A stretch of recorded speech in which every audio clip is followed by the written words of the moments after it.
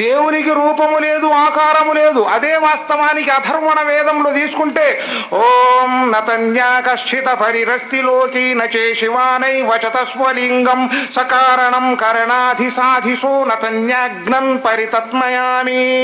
ఖురాన్లోకి వచ్చేసరికి అంటున్నారు ఖుల్ హువల్లాహు అహద్ అల్లాహు సమద్ లం యలిద్ వలం యూలద్ వలం యకుల్ లహు కుఫువన్ అహద్. దీని అర్థం ఓం నతన్యాకశ్చిత పరిరస్తిలోకి, ఈ లోకంలో దేవుడు ఇలా ఉంటాడని తెలుసుకోవడానికి ఎలాంటి ఆధారాలు లేవు. నచే శివానై వచతస్వలింగం, తను ఎవరికి పుట్టలేదు, ఇంకొకరికి జన్మనివ్వలేదు. సకారణం కరణాధి సాధిసో, ఏ కారణము చేతనైనా సాధించి శోధించి తెలుసుకోవాలనుకుంటే నతన్యాగ్నం పరితత్మయామి, అతను ఇచ్చిన జ్ఞాన సంపద ద్వారా తెలుసుకోండి. ఇక అందుకే మాకు నమాజులంటే తెలియదు. నమాజులు తెలుస్తాయా? మాకెట్ట తెలుసు? మేము వేరే ధర్మంలో నుంచి వచ్చిన వాళ్ళం. కానీ నమాజ్ యొక్క గొప్పతనం గురించి శాస్త్రం చెప్తా ఉంది. నమాజ్ అల్లాహ్ సుబ్హానహు వ తఆలా అంటున్నాడు, నమాజ్ స్థిరపరచండి. స్థిరపరచండి అంటే ఎట్లా? రోజుకు 5 పూటల నమాజు చెయ్యాలి. 5 పూటల. చాలా మంది అంటారు మై జుమ్మాకు పడతాం జీ అని. నీ జుమ్మా ఎందుకు? నీ గత్తర దగ్గర ఎందుకు? ఏం చేసుకుంటావు? నమాజులు స్థిరపరచండి. రామాంజీ అనే వాక్యం బాలకాండంలో చెప్తున్నారు. ఓం తప్రళయం హాతితం తద్భవతి భూషితః యదస్కంధ భుజస్కంధః అర్ధచంద్రాకార వృత్తాస్యః సాష్టాంగ దండ ప్రమాణస్యః యోగాతీతం అస్యః.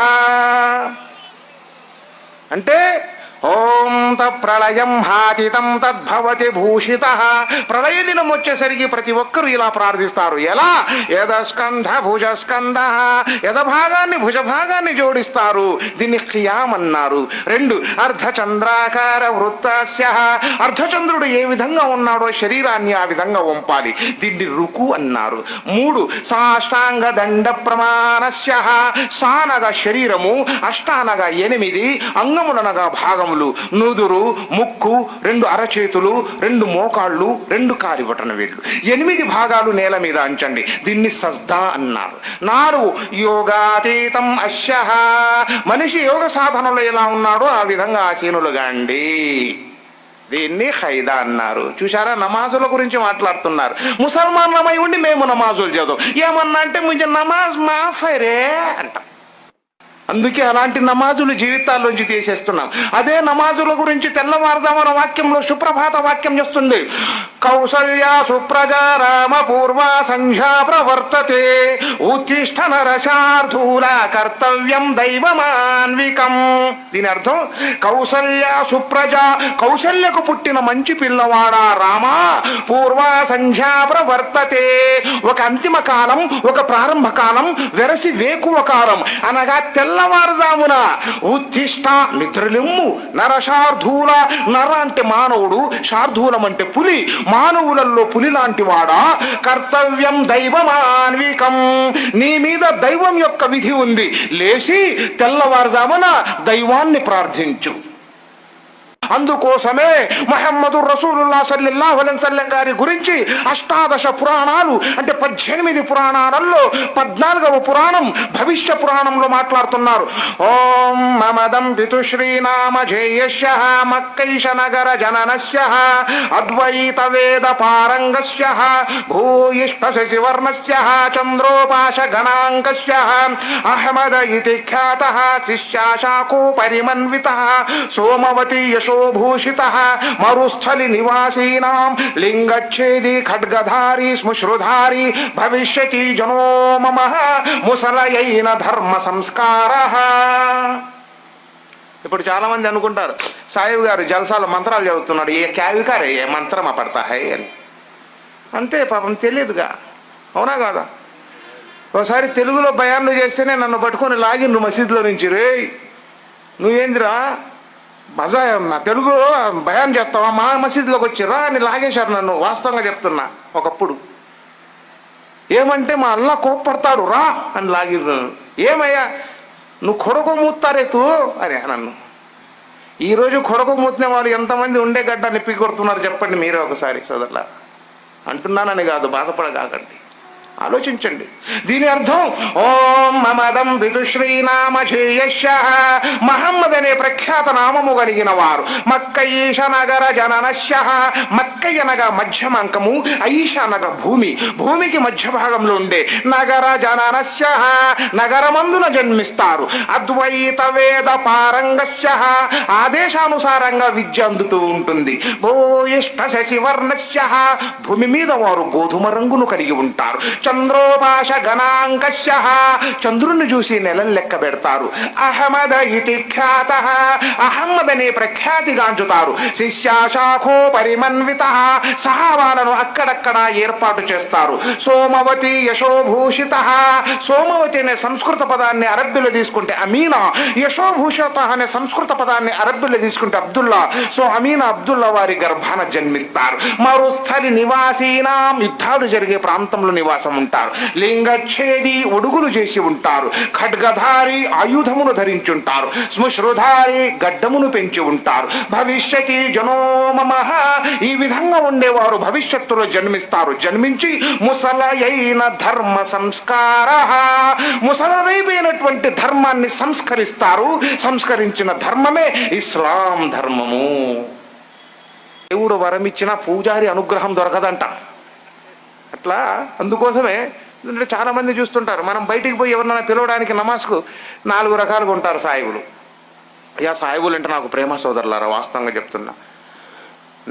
నేను 6 సంవత్సరాలు ఇస్లాంలోకి వచ్చి 2 సంవత్సరాలు నరక యాతన అనుభవించాను. అందరూ దూరమైనారు, భార్య బిడ్డలు అందరూ. తర్వాత సోదరులు ముస్లింలు నన్ను తీసుకొని అల్లా దయ వల్ల ఈరోజు ఇంత స్థానానికి రావడానికి కారణం అల్లా దయ వల్ల ఈ ముస్లిం సోదరులే. అందుకే నేను ముసల్మాన్ అంటే ప్రేమ, కానీ ఒక రకంగా బాధ. ఎందుకో తెలుసా? అజా ఇచ్చే టైంలో బజార్లను తిరుగుతున్నారు, రేపు నరకాగ్నిలో కాలిపోతా ఉంటే ఎవరు చెప్పాలి? ఏం చెప్పాలి? విగ్రహారాధన చేసే వారందరూ విశ్వాసం వైపు మల్లుతుంటే విశ్వాసంలో ఉన్నవారు ఎటు కాకుండా పోతున్నారే అని ఒక బాధ, ఒక తపన. అందుకే నేను మాట్లాడుతుంటాను. అందుకే ముస్లింలలో 4 రకాలు ఉంటారు. ఒక రకం డైలీ సాయిబులు, వీళ్ళు అమెరికాలో ఉన్న సాయిబులు లెక్క ఉంటారు, ఆంధ్రాలో ఉన్న సాయిబులు లెక్కలు ఉంటారు, తెలంగాణలో ఉన్న సాంబులు లెక్క ఉంటారు. అవునా? ఎందుకు? గడ్డము అవన్నీ everything complete depending on Mohammed రసూలుల్లాహ్ సల్లల్లాహు అలైహి వసల్లం గారి సున్నత్ మీద ఆధారపడతారు. అజా ఇచ్చే టయానికి నమాజ్కి వెళ్ళిపోతారు, నమాజులను స్థిరపరుస్తారు. వీళ్ళ గురించి పెద్దగా చెప్పాల్సిన అవసరం లేదు. ఉందా? అవసరం లేదు. ఇంకా 2వ రకం ఉంటారు, మోస్ట్ ఇంపార్టెంట్ పర్సన్స్ ఇన్ ఇస్లాం. ఎవరండి వాళ్ళు? ఎవరు చెప్పండి అబ్బా, మీకు తెలుసు కానీ ఎవరు? అయ్యా అబ్బాయి ఏం చెప్పారండి?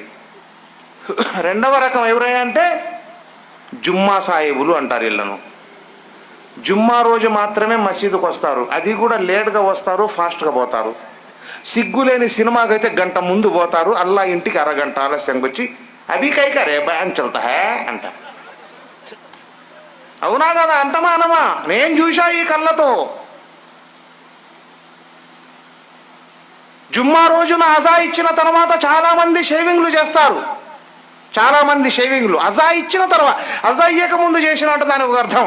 జుమ్మా రోజున, ఈదుల్ మోమినీన్ రోజున, త్యాగాలకు నిలయమైన రోజున, ఇమామె హుసన్ గారి సైన్యం ఖుర్బాన్ అయిన రోజున, ప్రళయం వచ్చే రోజున, ఖురాన్ ఆవిర్భవించే రోజున, సస్యశ్యామలంగా ఉండే ఇస్లాం పవిత్రపు రోజు ఈదుల్ మోమినీన్ జుమ్మా రోజున. సున్నత్తల్లోకెల్లా సున్నత్, ప్రప్రథమ సున్నత్, సున్నతే మహమ్మద్, సున్నతే అంబియా, సున్నతే అహమ్మద్, సున్నతే రసూల్, సున్నతి ఆహా. ఇలాంటి సున్నత్ని అజా ఇచ్చిన తర్వాత కొరుకుతారు. కాస్త పేడ ఇటు పేడ పూసి ఎట్లా? స్మృశ్యానాం శుష్య పూజ్యతం అధికం యౌవనస్తేనం స్ఖలన పూజ్యతం ఇదధరం పవిత్రం. ఎవరైతే గుబురు గడ్డమును కలిగి ఉంటారో, అధిక మగతనము, అధిక సంతానము మరియు సంఘంలో గౌరవము దొరుకుతుంది అన్న. ఇది మనకు అడ్డమా?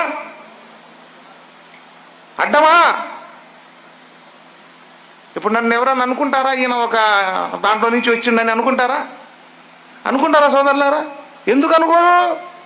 నాకు లైసెన్స్ ఉంది, ఇది లైసెన్స్. ఎస్, నేను గర్వపడుతున్నాను ఇస్లాం గురించి,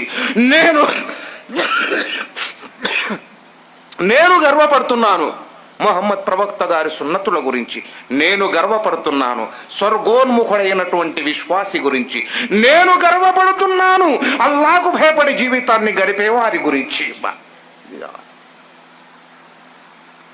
అందుకే ముహమ్మదు రసూలుల్లాహ్ సల్లల్లాహు అలైహి వసల్లం గారు కూడా వెళ్తున్నారు. ఆయనతో పాటు ఇంకా ముసలామె వెళ్తుంది. అయ్యా, మా ఊర్లోకి ఎవరో మాయగాడ వచ్చిండయ్యా, ఆయన మామూలుగా లేడు, ఆయన మాయ మాటలు చెప్పి మాయ ప్రచారం చేసి జనాలందరినీ తన వైపు తిప్పుకుంటున్నాడు, ఏదో కొత్త మతం అంట, ఆ మాయ మాటలకు భయపడి నేను కూడా ఎక్కడ మారిపోతాను అని చెప్పి ఆ ఊరు వదిలి వెళ్ళిపోతున్నానయ్యా, నువ్వు మాత్రం ఎదగాకయ్యా, నువ్వు కూడా నమ్ముకుతావేమో, నువ్వు పోగాకయ్యా, నాకు నా తాత మతమే కావాలా, మా ముత్తాతల కులమే కావాలా, వారి ఆచారమే కావాలా, నేను కూడా వారి మాయమాటల్లో పడి ఎక్కడ మారిపోతానని ఊరు వదిలి మా వల్ల ఇంటికి వెళ్ళిపోతున్నానయ్యా అని చెప్పుకుంటూ ఒక ముసలావిడ తిట్టుకుంటూ పోతా ఉంటుందన్నమాట. తిడుతూ పోతుంటే చివరికి వాళ్ళు గమ్యాన్ని చేరుకుంటారు. గమ్యం చేరుకున్న తర్వాత ముసలావిడ అంటుంది, చూడు నాయన, నువ్వు చూస్తే చాలా బుద్ధిమంతుడి లెక్క కనబడుతున్నావు నాయన, నువ్వు కూడా ఆయన మాటలు నమ్మి ఎక్కడ చెడిపోతావో కానీ ఒక పని చెయ్యి, నువ్వు అక్కడికి వెళ్ళగాకు, ఇంతకు నీ పేరేం పేరు నాయనా అని అడుగుద్ది ముసలావిడ. ఇంతకు నీ పేరేం పేరు నాయనా అంటే ముహమ్మదు రసూలుల్లాహ్ సల్లల్లాహు అలైహి వసల్లం గారు అంటారు, ఇప్పటిదాకా నువ్వు ఎవరినైతే తిట్టుకుంటూ వస్తున్నావో ఆ మహమ్మద్ ప్రవక్తని నేనేనమ్మా అంటారు. ఆ మాట విని ముసలావిడ, అయ్యో, నేను ఇంతసేపు ఇన్ని అవాంతరాలు కూసినా ఒక్క మాట మాట్లాడకుండా నన్ను గౌరవించాడే, నా మాటల్ని విలువ పెట్టాడే, నిజంగా ఎవరైనా సంఘ సంస్కర్త, నిజంగా ఎవరైనా ఒక ప్రవక్త ఉన్నాడంటే ఈయన నిజమైన సందేశహరుడు. కాబట్టి ఆయన చెప్పిన మాట నమ్మింది ఆ ముసలావిడ. ఆ ముసలావిడ నమ్మేసి ఆమె వెంబడి విశ్వాసంలోకి వచ్చింది.